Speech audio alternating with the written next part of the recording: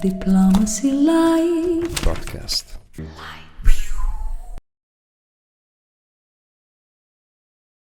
Some birds flock, some insects swarm, some fish swim in schools.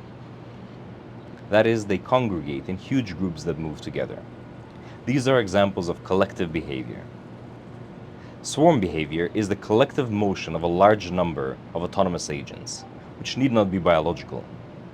Swarm robotics is thus when these principles are applied to robots using machine learning to behave collectively yet autonomously. We considered lethal autonomous weapon systems in the previous episode. In this one, we consider one subset of such weapons, and that is swarms. My guest today is Zachary Kallenborn, and I'll let him introduce himself since he has too many titles for me to remember.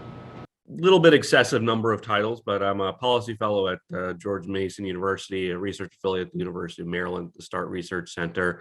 I'm a fellow at the National Institute for Deterrence Studies. I'm also an officially proclaimed U.S. Army med scientist, which is probably my favorite one. And then I do also consulting on the side. Looking forward to this discussion. I'll add one more accolade that Zach can boast with: a Netflix star. The documentary called The Unknown Killer Robots will air on Netflix, and Zach is one of the participants in that documentary. Here is the 11th episode of the DiplomacyLight podcast on swarming autonomous weapon systems with Zachary Kallenborn. Well, Zach, welcome to the DiplomacyLight podcast. It's really great to have you here.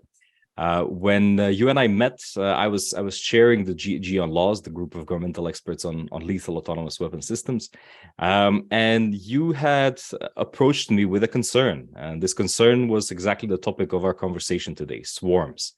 So perhaps by the end of this conversation, I would love to hear how your thinking on this has evolved since the first time we were in contact. But let's start really with the beginnings, because a lot of our listeners and viewers are not diplomats, so not necessarily know what exactly a swarming autonomous weapon system is. So let's start with that. What is a swarming autonomous weapon system?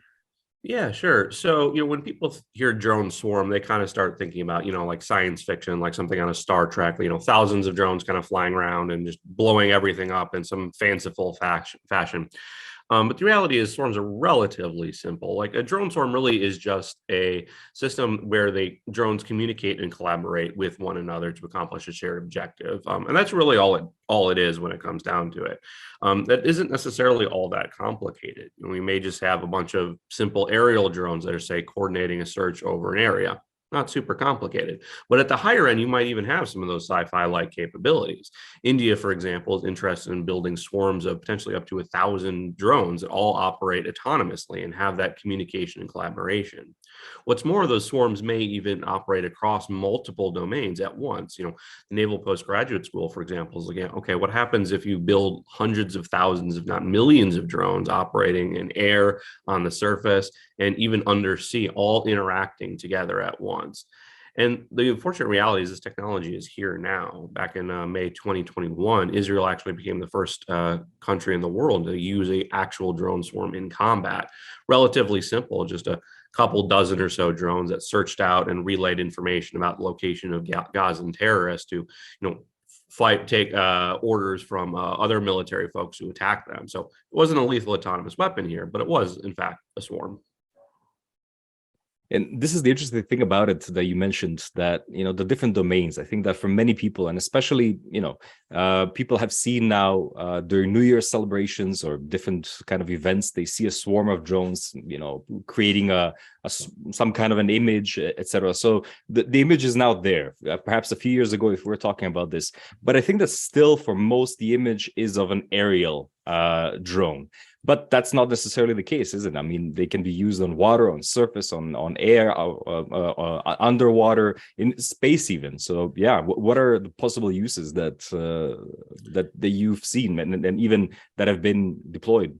Yeah. So I'm going to nitpick a little bit. So those drone light shows are not actually true swarms. In those cases, it's actually just pre-programmed GPS routes to follow those particular things. But it's a fantastic illustration, I think, of, where that technology is headed. You see those 3,000 drones flying and forming dragons and spaceships and all sorts of things. And it's pretty easy to imagine, well, what if they all had bombs and guns on them? But in terms of sort of the uses, yeah, absolutely. You have drones potentially operating across every domain. In fact, I just heard recently about a recent DARPA project in the United States that's looking at swarms of swarms across multiple domains, spreading out potentially like in an entire country to attack various or to counter various anti-access aerial denial type weapons, air defenses, that type of thing. The reality, though, is that like some of the potential uses are extremely broad for these systems because it's sort of like drones. Now, you can kind of apply to a drone to pretty much anything that you want. You put a bomb on it, put a jammer on it, use it to go search out targets, use it. Is the Islamic State use drones to sort of collect propaganda, send them out through the ocean, like various cartels do to smuggle material. Similarly, with a swarm, you just have this scaling of that capability. And particularly in this case, what you're offering is that ability to sort of search over broad areas. You can have different types of weapons complexity, where, for example, you may have some drones that are equipped with chemical weapons to force a target into protective gear that's going to inhibit their movement, then follow up with conventional attacks, which will then be more effective.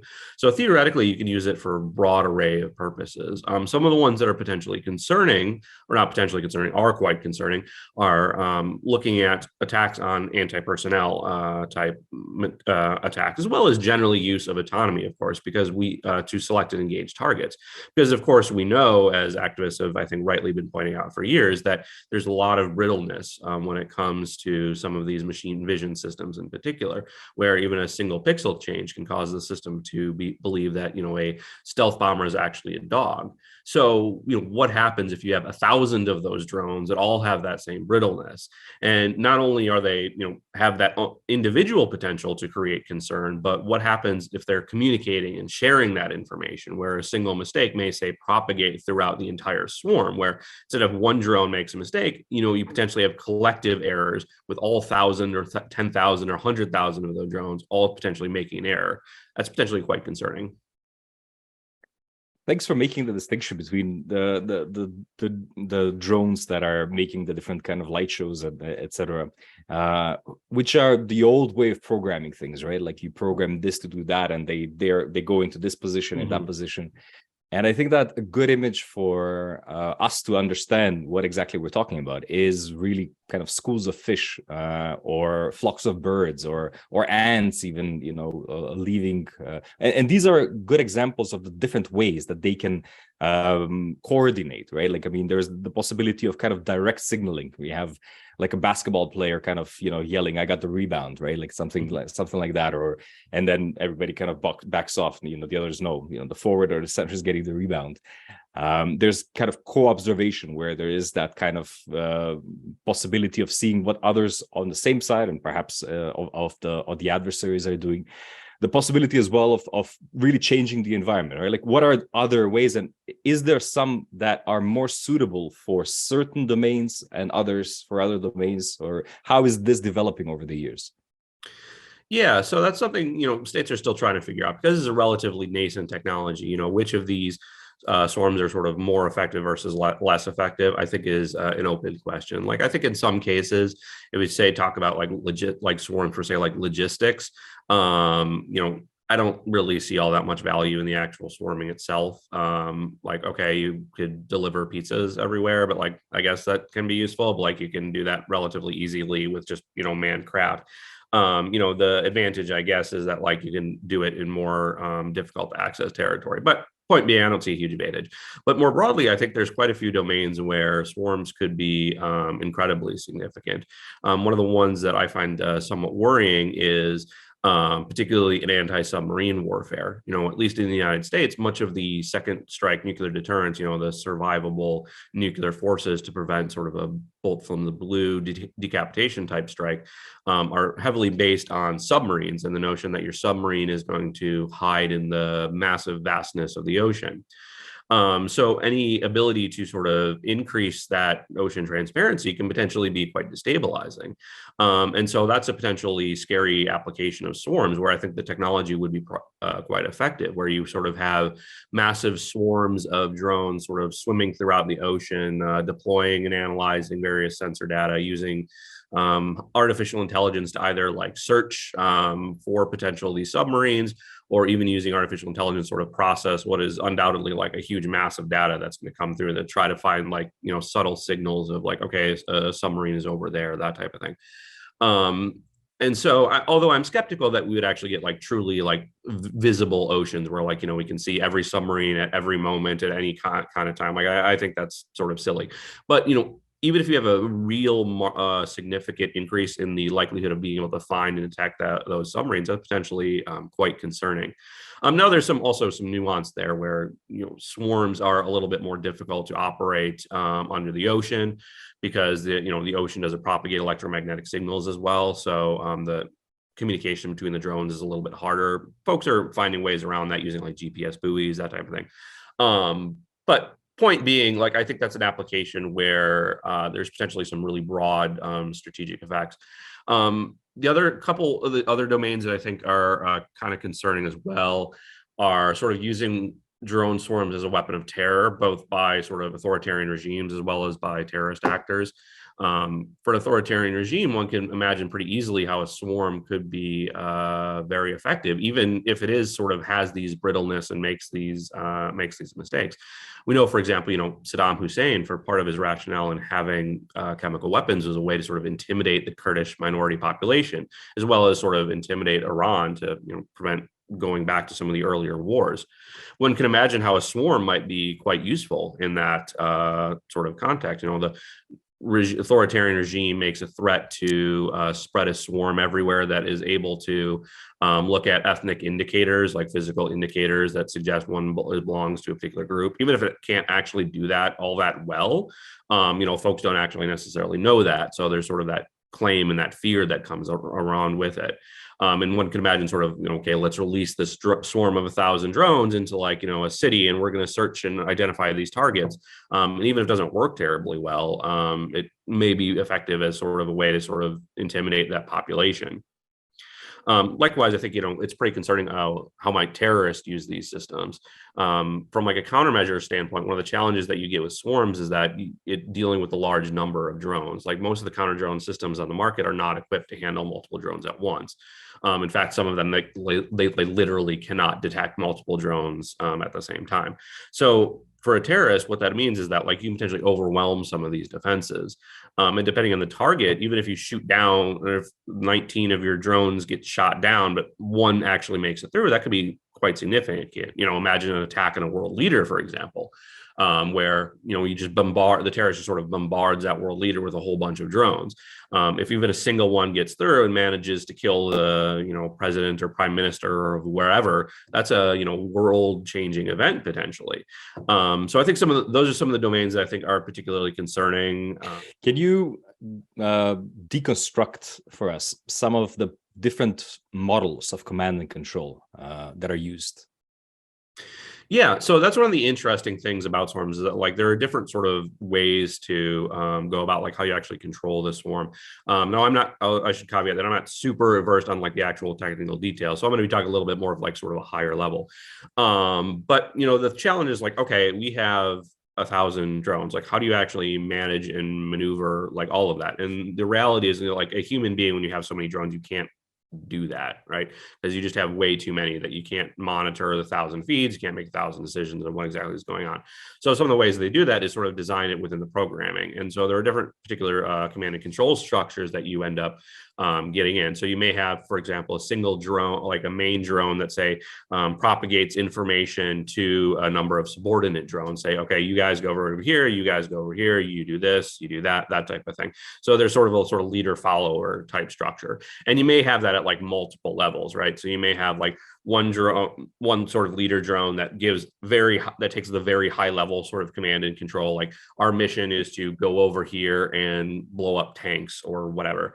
And then it propagates that to another subordinate leader who then says, okay, we're going to go over to this narrow area and we're going to blow up tanks over here, who then propagates that command to sort of the smaller drones that are actually like looking, like say actually looking for those tanks and saying, hey, look, there's a tank, or, you know, let's go blow up that tank, that type of thing. So that's one way of approaching it. There are also more, and I think some of the more interesting models are more decentralized, where essentially all the drones are sort of communicating together, or at least sort of like sharing information into sort of like a collective intelligence that sort of emerges throughout it. It's not super clear to me where like the actual like processing of that, because presumably you need like some sort of computer that's, and probably a pretty powerful one to analyze and process that information. Now, that might be some sort of like still sort of leader drone, but that's not like providing commands, but sort of serving as like a central hub to do the analysis and sort of process some of this information, that type of thing. So that's one way that you can communicate as well. There are also some work looking at just really simple rules. So if we talk about, like we mentioned, like some of the animal structures, like the starlings or like schools of fish, that type of thing. The way that some of those swarms work is that each of those like birds or those fish, they often rely on really simple rules where say like, okay, I need to make sure that I'm within like a foot or whatever of two other birds at any given moment. And so as long as like I stay within those other birds, then we can, and all those other birds are following that same rule of, okay, I need to stay within X distance from all these other birds. Then you can get that sort of massive collective formulation where they're all sort of going together because they're all, you know, following that rule. Like, okay, we need to stay close together. So if they're all staying close together, they get that collective form. So it's entirely plausible to imagine that happening for drone swarm. There has been some work on that. So Harvard's Kilobot swarm, which is like 1,028, I think, drones. And they're these little tiny like ground drones, probably, I think they're about yay big.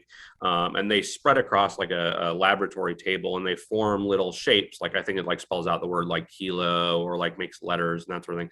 And in that case, those are following those type of just simple rules of like, okay, just stay close together. And as long as we stay close together, you know, we can form that big pattern. How exactly that works in a military. I mean, that's very similar to this big concern that Stuart Russell had with this initial kind of a few years ago, the fast, lightweight autonomy that spawned the first video that was given and that reached a lot of viewers, scared a lot of people of what's there. Is that what we're talking about? Like the Slaughterbots video, that type of thing? Yeah. Essentially, yeah.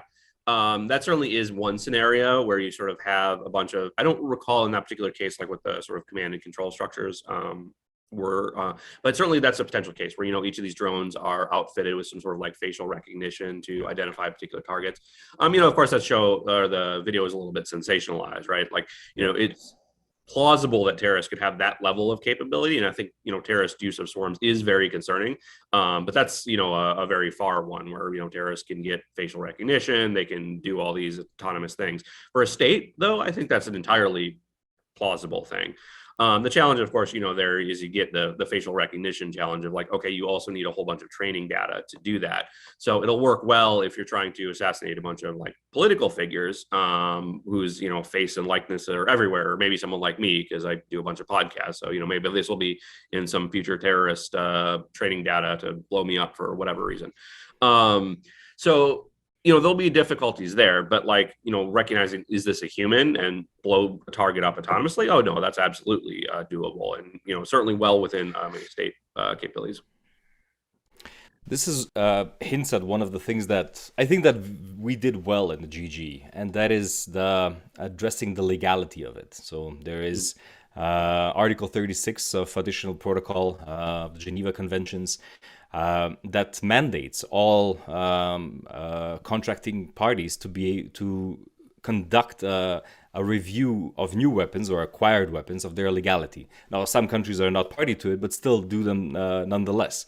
The difficulty with any swarm is that basically you have a new weapon every time, right? Like, so if you have a training session, even a virtual one, you don't have the same weapon as you did in the beginning of that session. Isn't that the case? Yeah, I think absolutely. Because that problem is that error and how this sort of behavior interacts with like actual reality. So like if like in that case of like the kilobot swarm where you have that simple rules, the reality is in a military context, you can't have such simple rules, right? Like the battlefield is constantly changing. You know, you're going to have fire, fog, it may be rainy, cloudy, you know, there'll be trees, there'll be buildings, there'll be cars, there'll be school buses, there'll be, you know, myriad of other things. And there's going to be constant variations. Yeah, the like to what extent like the training is actually going to be relevant, or like the testing, I should say, is going to be relevant. That's a really open question, because the reality is the battlefield is so complex.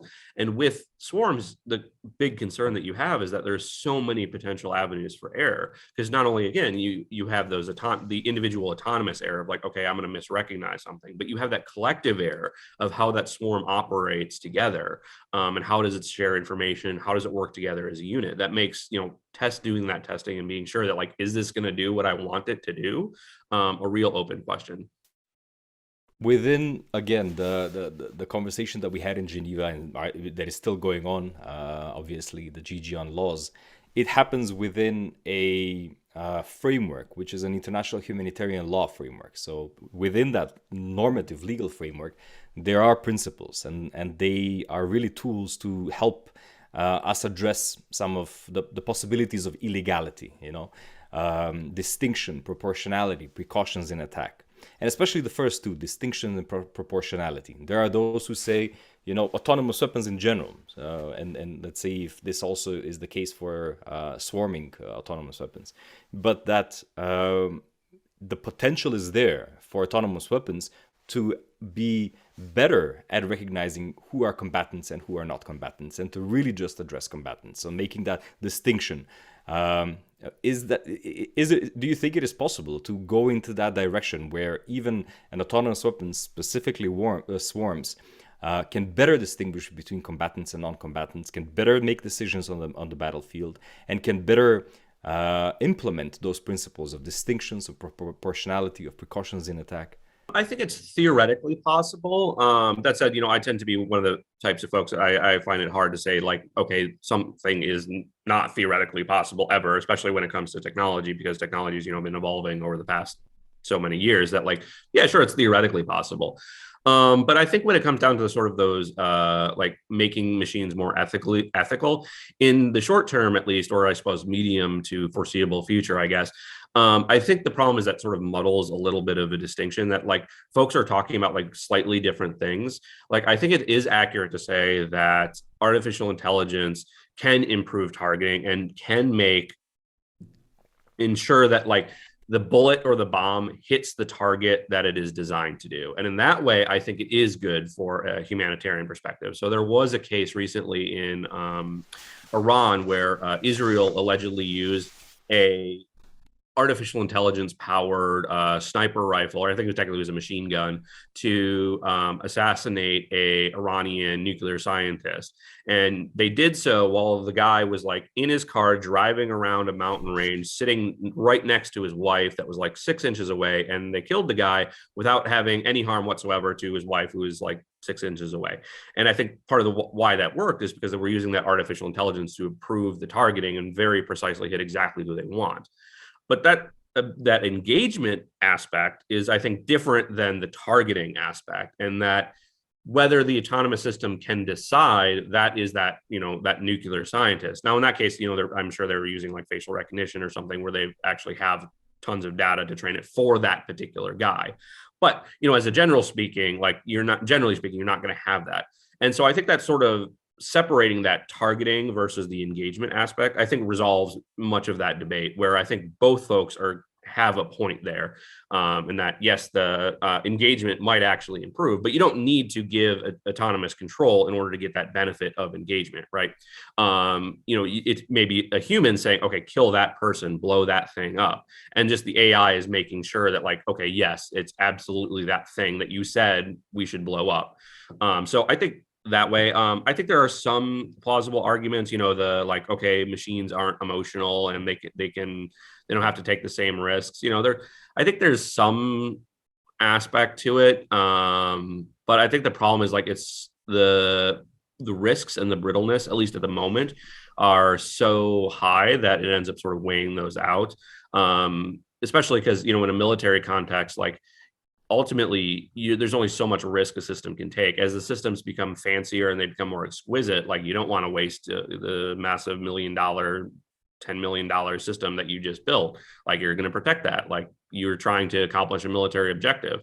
And in some ways, some of the things we've seen is that actually with drones, they can actually take more risks. And that's how militaries are using them, are actually using them in riskier fashions rather than less risky fashions.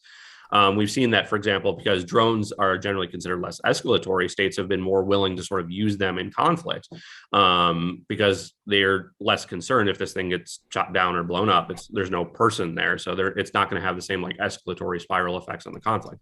So they're more willing to use them. So I don't buy some of the arguments about even in the long term, autonomous weapons being more ethical. I suppose if you get over the brittleness, like there may be some potential for that. And I think that's sort of a key larger question, these larger debates about autonomous weapons is, can we get over this brittleness, both for autonomous weapons and of course, the extra brittleness from swarms. Now that you've mentioned the term a few times, I have to ask you for clarification. There's a lot of non-English speakers.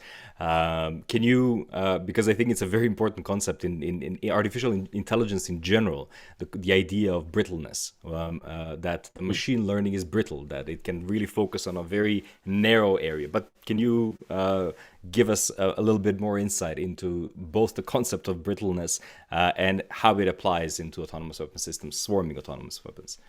Yeah, so your idea of brittleness is basically that the system can make errors relatively easily.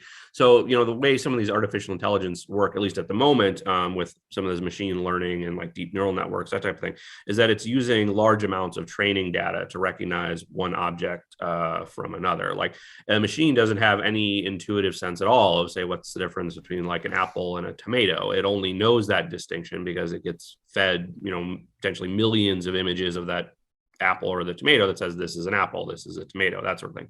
So the brittleness and sort of that breakability is sort of the idea that, the machine doesn't know anything outside of what it's been trained on, which creates a lot of sensitivity to error. So my favorite example, OpenAI, which is one of the leading companies that do artificial intelligence research, they trained a machine vision system to detect, I don't remember, just general objects. And so they showed it a picture of an apple, and the machine vision said, okay, I'm 99% certain this is an apple. Like that's pretty straightforward. But then the researchers put just a sticky note on it that said iPad. And then the same system concluded with like 89% certainty that this is not an apple, this is an iPad. Though like any human being looking at it will be like, that's very obviously an apple with a sticker on it, right? So that's the idea of brittleness, that these systems are so easy to fool and so easy to make these types of mistakes. And in the context of a battlefield, that becomes much, much more difficult, because you have so much complexity there. Vehicles, material, people moving in and out of the battlefield. You may have rain, you may have fog, you may have weather conditions, you may have buildings, trees, kids running around, school buses, advertisement, big billboards everywhere, mountains, hills, you can imagine myriad of different things that could sort of create challenges for that brittleness. And so the challenge is and the question is how those autonomous weapon systems operate in those fields. We know, for example, there's been studies that looked at partial obscurity. So if you have, say, fog partially covering up a tank, how does that machine vision interpret that? And some studies have shown that okay, unsurprisingly, the ability to correctly classify an object drops quite significantly as soon as you have partial obscurity. If you don't see that cannon on the tank, well, what does the machine vision interpret that? And how does that make mistakes? And again, when we talk about swarms, you escalate that to 1,000-fold, because then you have 1,000 drones potentially doing that. And it's more depending on how the swarm fits up. You have potential brittleness coming from the different drones operating together, where even if they may be operating accurately, you may still get potential error, right? So you can imagine how if different drones are sort of feeding different pieces of information about what's going on, and then they're coming to a collective conclusion about, okay, this is a tank, you could create potentially big problems. There's the classic anecdote of the three blind men and the elephant, where, the three blind men are touching different parts of an elephant, and they're asked, what is this? Well, they're supposed to describe it. So one guy is like, touching the trunk is like, this is kind of like a snake-like figure, long and thin. Another person is, touching the legs, like, no, it's, it's big and it's round and it's thick. It's like a tree type thing. And another is touching the ears, like, no, it's flat. And, because they don't have that common sense of what the picture is. And so you can imagine how that might operate in sort of a swarm context, where they see, okay, this particular object, actually, let's think about like how they might interpret an elephant. Okay, there's this long thing that's coming out of it. Well, maybe that's a tank cannon. I don't know for sure, but maybe that trunk is really a cannon. Well, it's big, and we see this big bulkiness. Well, tanks are big and bulky. And I'm a machine. I've never seen an elephant before. So I might conclude that, that elephant, maybe that's really a tank, by looking at sort of the different parts. So you can easily imagine how you get all sorts of collective error from that behavior. Let's move to another very important aspect of swarms, and the high possibility there of those kinds of collective errors, and that is the speed. It's an attractive aspect of swarms, the speed of decision making, obviously. At the same time, militaries like command and control. They don't like to lose control. Generals from several countries have said that, in regards to swarming autonomous weapons, that once you release it, once you kind of put it into fully autonomous mode, it's really not possible for a human to intervene within that. The only possibility is a kill switch, perhaps, but anything really saying to modify it, things happen too quickly. Is the speed a positive factor, or I mean, can it be tamed? Let me put it that way. Can you get the positive things of it without the dangers of it? Yeah. Honestly, I don't know. I think that's sort of an open critical question. And you're right. And that's a good point, that sort of there is that sort of speed aspect of it, because like you're not only getting these mistakes, but they may happen like faster than one could possibly do anything about it, even if one actually can. I mean, I think in reality, there probably are ways that you can sort of tame that, because a swarm is not necessarily entirely autonomous, and so there may be ways that like you designate certain types of decisions that they can sort of operate at that speed, while you have sort of others that humans are making that are I don't want to say less critical, but like where ones you can sort of do that.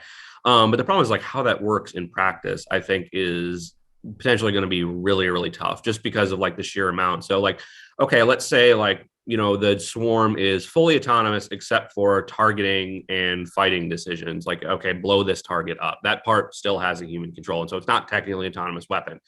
Like even if you have that sort of breakdown, I think it would be really difficult, because, part of the advantage of speed and why militaries care about it is precisely because of the ability to sort of blow the crap up, because that's, ultimately what matters. Like if you detect something more quickly, that's useful, but ultimately, what matters in military conflict is the ability to damage or destroy your adversary's target. So sure, you could sort of try to leave human control to an individual and to a human, but then you're sort of losing much of that advantage of speed in a particularly critical way, and doing so maybe difficult and not impossible, depending on the size of the swarm. We've talked about, 1,000, 10,000 drones, that type of thing. There might also be able to ways to sort of algorithmically manage that speed, sort of and system, like building it within the system. If they're creating, for example, indicators of like, okay, before, even if a human can't approve an attack, at least sending a message, like having the swarm be like, hey guys, I'm going to be blowing some stuff up over here. So, humans can sort of review and look at what's actually going on, to sort of limit the harm.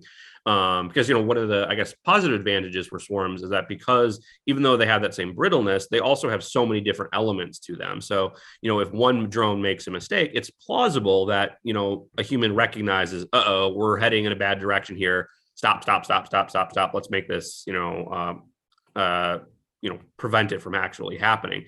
Because even they can't necessarily be as fast as the algorithm, the drones are still going to have to occupy physical space, right? So if a bunch of drones are still flying towards a target, you may be able to hit stop there, even if you can't respond as quickly as you can, like in a really fast moving firefight, that type of thing. Does that mean that the chances of escalation are higher with swarms? I think absolutely. Particularly because of sort of from that brittleness, from that speed, from that potential for error. What happens if a mistake happens? I mean, you don't even really need all that exquisite systems to make that happen. We saw recently in, the Ukraine conflict where I think it was Russia launched a missile that, veered off course and hit Poland, I believe. And there was quite a bit of discussion about whether that was going to invoke like NATO Article 5 protections and bring the United States and have, even more massive war going on there. And that's just with a simple missile, right? And so if you have 10,000 drones, I think absolutely you have much greater escalation risks, because, okay, what happens if even just a couple of those drones mess up and they accidentally hit the wrong target, and that target happens to belong to a military that is not currently part of that conflict, or, even if it is part of the conflict, it may be sort of out of scope of where that conflict is, that may sort of expand the conflict from, say, like, a minor border dispute, that type of thing, into much more of a full-blown conflict, and do so in ways that more quickly than anyone sort of realized what happened. So you get sort of the concerns about like flash wars, that type of thing, where just a war just really quickly sort of emerges. Of course, that's somewhat assuming that like these drones are being used like all the time in the battlefield. And that's going to be a big factor on those escalation risks, right? Like if you're only using it in really narrow prescribed settings when fightings have already broken out, there's still that concern there of like, hitting a non-involved target, but it's not necessarily like bringing a war from complete nothing, that type of thing. This is in terms of a time frame, something that can happen on the battlefield. So within minutes, seconds, there's another possibility of escalation, and that is an arms race. If I'm one country and you are another country, if I'm looking at what you're developing, I'm thinking, well, I need to focus on the defensive aspect of it, or perhaps the offensive aspect, because offense is favored, and whoever kind of punches first can knock out the other quicker. Is there? It seems that there is a very strong incentive to really jump in and for countries to develop these things as quickly as possible. I think so, and I think we're already seeing that. Just in the past 3 years, numerous states have announced new swarming projects. I'm not going to remember them all off the top of my head, but it's like India, China, United States, United Kingdom, Spain, South Africa, South Korea, I think Ukraine, Russia, I think France. I'm not 100% certain on that, but I think France did as well. I know there was a couple more that I've forgotten, and like, even folks who like follow drone developments closely have like commented on Twitter stuff like they can't keep up, and like I know I can't. Like I'm sure there's some that I haven't seen, because we've seen this technology spread very, very quickly, and that's because like that core technology is really not that complicated. We talk about just really communication and coordination between the drones. So my favorite example. Yeah, and it's cheap. My favorite example of this is the Perdex swarm. So this was a swarm that the United States launched, showed off in 2016. They launched 113 of these drones. They're about yay big, bright orange, out of 3 F-18 fighter craft. And the drones, they moved around the battlefield, doing like all sorts of complex formations and spread across and did a bunch of interesting stuff. But what's really interesting about this is that the drones and the swarm itself was actually designed by students. This was actually a project that came out of Massachusetts Institute of Technology, where it was, I believe, actually like a class project. I think it was like a couple of classes, like it wasn't just a semester type thing. But the point is, like, these are students, right? Mm-hmm. These are perhaps, the best engineering students in the world, but they're students. This isn't like a multi-billion-dollar Lockheed Martin, secret project going like Manhattan project thing that's going on for years with the best minds in the world. No, these are students who designed this, which I think illustrates like this technology. The base technology is just really not that difficult. Now it becomes, of course, more complex when we start scaling, 10,000, 100,000 drones. That's maybe not so much a past project, and particularly managing all that complexity. But again, to sort of harp on the issue we've been sort of hitting this whole time is, that issue of error. Like just because you can make the swarm doesn't mean it's actually operating effectively and isn't doing necessarily the things that you want. So I think, yeah, absolutely, from like a proliferation, arms control, or arms race perspective, I think that is absolutely a concern as well. Let's get to something that I know is an important subject for you, the possibility of swarms being used as weapons of mass destruction. If we're talking here about the possibility of proliferation at such a scale, where middle-sized powers, small states even have the possibility then to what can effectively be called a weapon of mass destruction. Is that what we're talking about? I think absolutely. So when I look historically at sort of, and I try to think about like, okay, what have we meant by weapons of mass destruction? I look back at like where the term was coined in, I think it was like 1936, 1938, when the Archbishop of Canterbury, when he was decrying the weapons of mass destruction, the modern weapons that we're using at that time. I think it was like in the Italian wars in Africa, and I think there was some fighting between Japan and China, that sort of thing. And what he was talking about is just the destructive potential of modern technology. And that idea, I think, blended into sort of the arms control type arena when we started talking about, like, say, chemical, biological, and nuclear weapons, in which they sort of combine two essential properties, the huge amount of harm that they can create, as well as their indiscriminate nature, where, a bad wind might mess up a chemical weapon, for example. And that's where we sort of get the moral opprobrium that comes with those weapons and why we want to ban them, to sort of go back to the earlier conversation, allow, they're not discriminate, they're not proportional by their very nature. And you couple that with the ability to cause massive amounts of harm, you have a weapon of mass destruction. And I think that separates our traditional weapons of mass destruction from most of our other conventional weapons. Even like big bombs are at least theoretically discriminate and can meet those law of war concerns. So if we turn that to swarms, we need to just look at those two properties. How can they handle discrimination, proportionality, and the ability to cause that harm? I think we've at this point kind of beaten the horse to death a little bit, that there's huge potential error of swarms. And I think there are very real and significant issues with that proportionality, that's the discrimination principles. And then you couple that with the fact that you can basically have any level of harm that you potentially want with a swarm, because theoretically they can scale as big as you want. So if we say define mass destruction on however we want, say 1,000 deaths in a single conflict or something like that. Well, if you have 1,000 drones each with like a grenade or a small bomb, well, yeah, that could definitely cause 1,000 deaths in a particular like attack. So, you have that potential for massive amounts of destruction coupled with the harm there. And similarly, we can see how the weapons might be used in similar ways to previous weapons of mass destruction, sort of for that way to sort of intimidate populations, to create potential law as like strategic deterrence. I don't know how effective they would be in that role, which makes me slightly more optimistic, but theoretically they could be used that way to sort of threaten states and like, hey, I'm going to unleash my 10,000 swarm on your city, that type of thing. That's going to go crazy and destroy a bunch of stuff. So you can imagine how that we use there. You can also imagine how it might be used sort of as weapon of intimidation for like a nefarious regime that's trying to control its population, to search and engage the targets. And of course, one of the implications of that sort of line of thinking is that we also need to consider the policy vehicles that we've used in the past to address weapons of mass destruction. Okay, what do we do with like international norms? Do we need international laws against that? That's a potential strong argument for a ban on autonomous weapons, because if you ban autonomous weapons, that necessarily includes banning autonomous drone swarms as well. That's a larger issue, but theoretically that is an approach that one can take about it. It also means trying to curb the proliferation, looking at, okay, what are the tools to do that? I don't know that there are terribly great ones, but at least it's worth thinking through. And then likewise, it's worth thinking through what are the policy implications of particularly terrible usages. Like, okay, this future Saddam Hussein type character releases a swarm on his city of people to quell insurgents or whatever. How does the international community respond to that? And if we think about it from like a WMD perspective, that suggests that we may need to have some pretty significant aspects, not just, even if you don't buy the WMD aspect, simply the fact that we have that brittleness, we have that concern from law of war perspective of targeting civilians. Well, what do we do about that?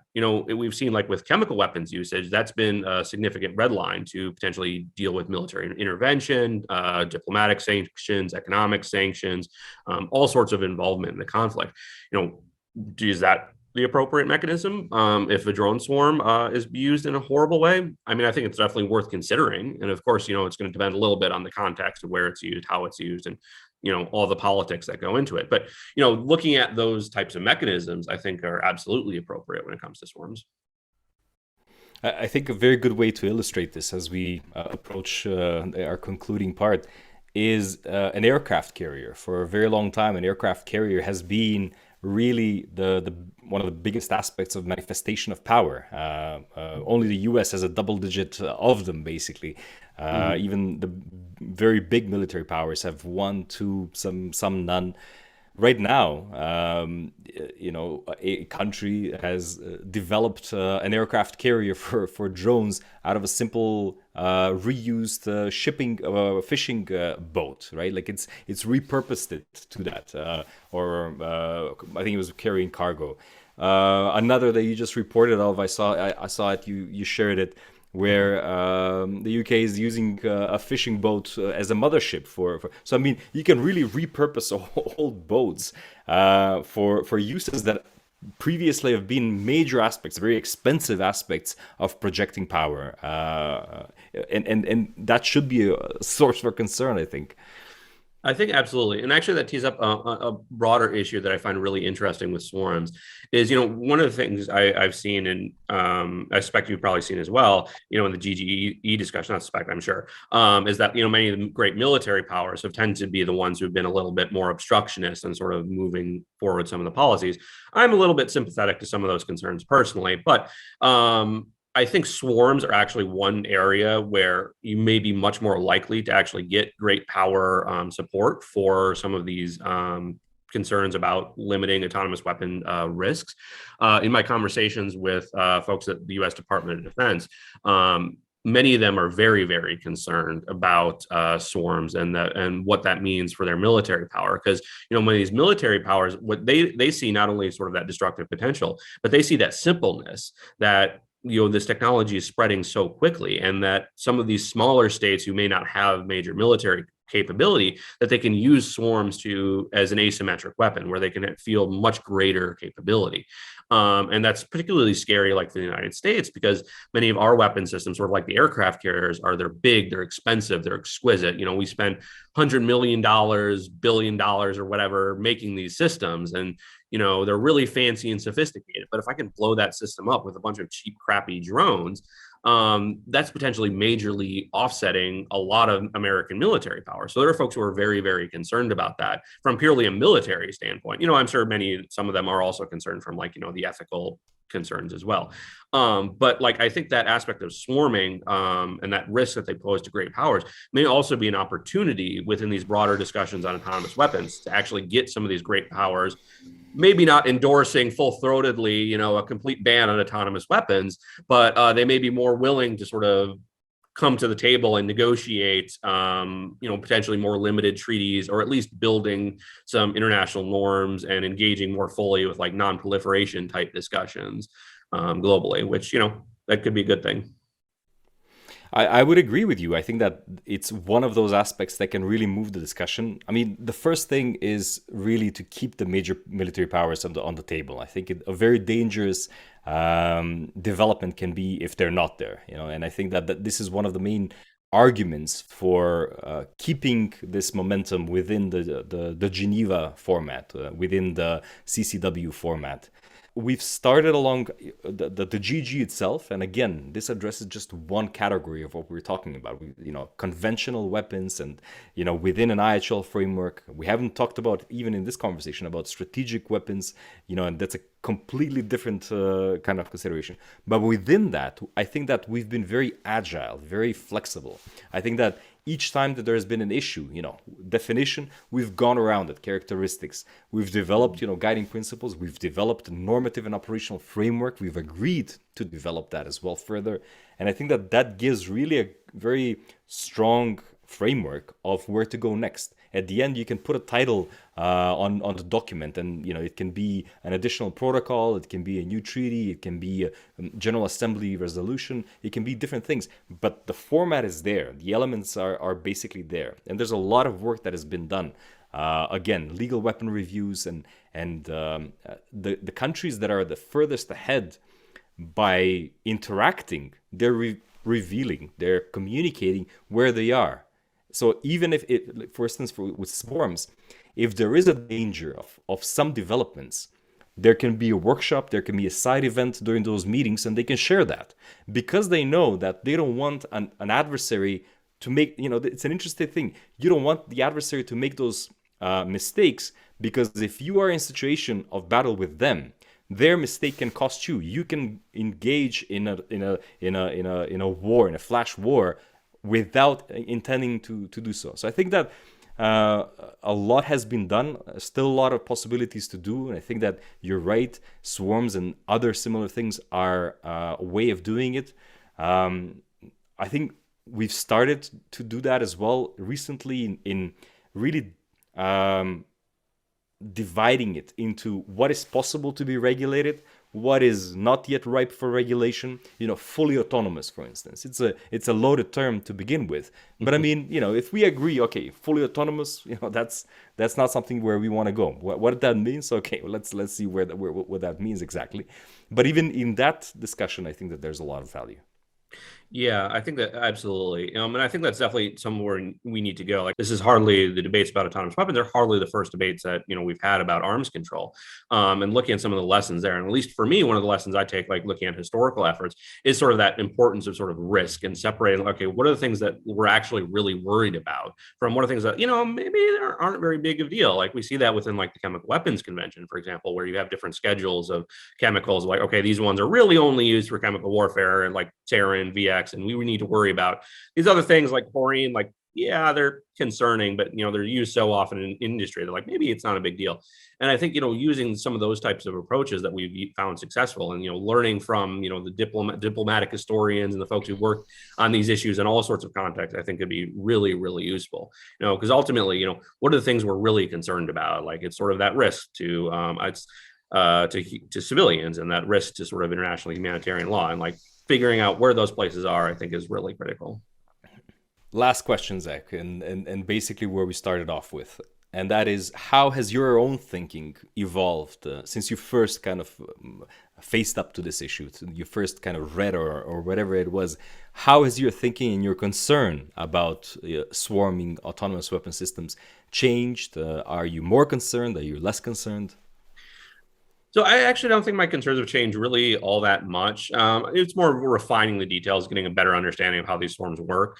So it was actually kind of interesting. So I heard about swarms and got into this completely by happenstance. I was at an IT conference, and I decided to stay late. It kind of looked vaguely interesting, so I just sat and waited. And I heard a presentation during that conference. They showed like a 60-minute video that was talking about it was the Perdex swarm, and it just sort of blew my mind as soon as I saw this. It was like, holy crap, that technology is real. And I just sort of, my mind was like, I can just immediately see like, okay, there's so many just crazy possibilities that one can do with all of this, from, building out massive swarms. I don't think I immediately concluded that like, okay, this is a potential weapon of mass destruction. But, to me, it was like pretty clear, like there's like so much potential here for the weapon, for this concern. So I think, what's sort of evolved for me is sort of getting a better appreciation of like, sort of, as we're talking about like command and control architectures, figuring out, okay, how does this work? How does this not work? And also thinking through some of the limitations of these systems. Okay, if we have a 10,000 drone swarm, well, that's great and that's concerning, but also you have to consider sort of all the back end and everything that comes along to that. Like, okay, you have 10,000 drones. How do you get that to the battlefield? How do you spread that in the battlefield? Where do you send those? Like, you got to think about like the logistics, the maintenance, all the things that go around it. So it's more of just sort of building out my understanding, and also some of the limitations. I don't know that my concerns have like gone down, but certainly I think it's been a refinement of those. Because if you imagine that sort of like logistics tail, those sort of mothership type thing, that also potentially becomes a vulnerability in a way that you can deal with it, because you blow up the mothership, you blow up the swarm, which is partially why I think, swarms aren't going to be like sort of the end of humanity or anything like that, or are going to be, the single most decisive force on the battlefield. I think it'll matter and could be quite significant, but I think that doesn't, but at the same time, that doesn't take away, I think, from those very real concerns about sort of escalation, risks of error, and that type of thing. I've enjoyed the conversation, Zach. Thank you very much for coming to the Diplomacy Light podcast. Yeah, likewise, and thanks for having me. Diplomacy Light. Podcast. Light.